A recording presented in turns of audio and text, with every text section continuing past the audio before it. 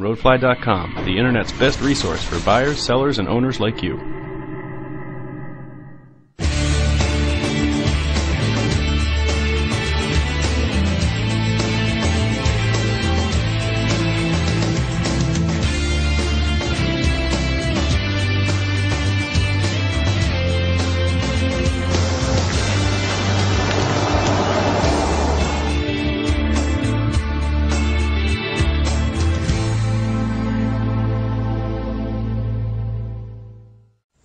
Hi, I'm Ross Rappaport with Roadfly.com. Thanks for watching this episode of Roadfly TV.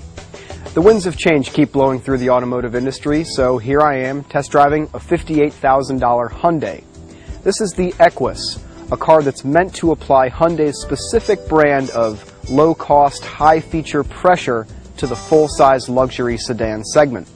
The Equus is a big car, built on a stretched version of the architecture used for Hyundai's Genesis sedan.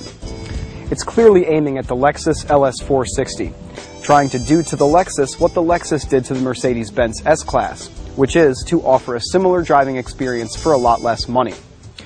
This car is about 4 inches longer than a standard wheelbase LS, and only about an inch shy of a long wheelbase version.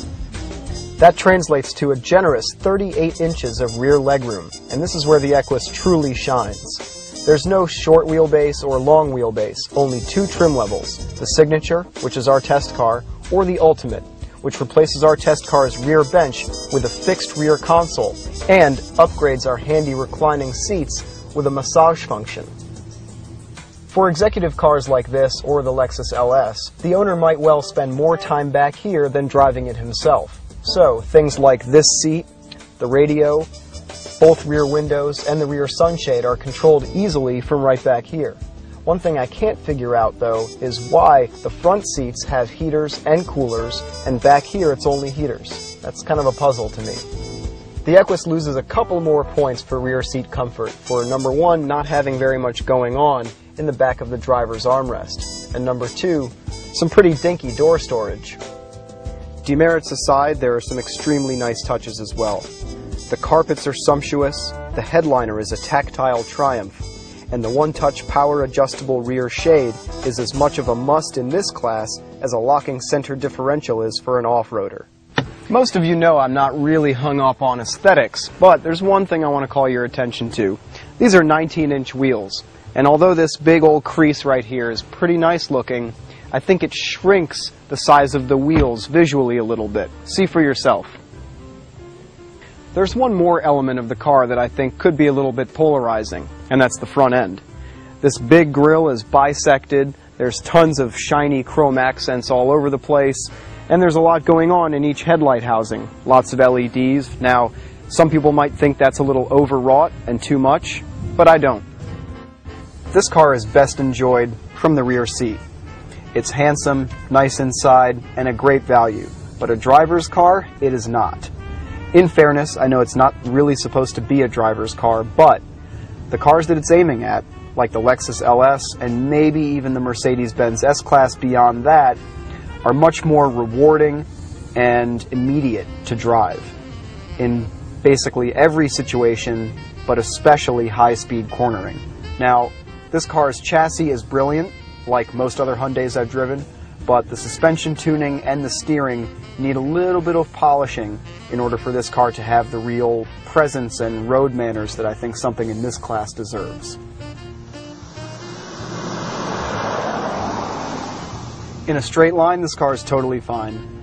It's smooth, well damped, and just easy. But when you really get on it, it doesn't launch you forward with the same sound or intensity of, let's say, an LS 460.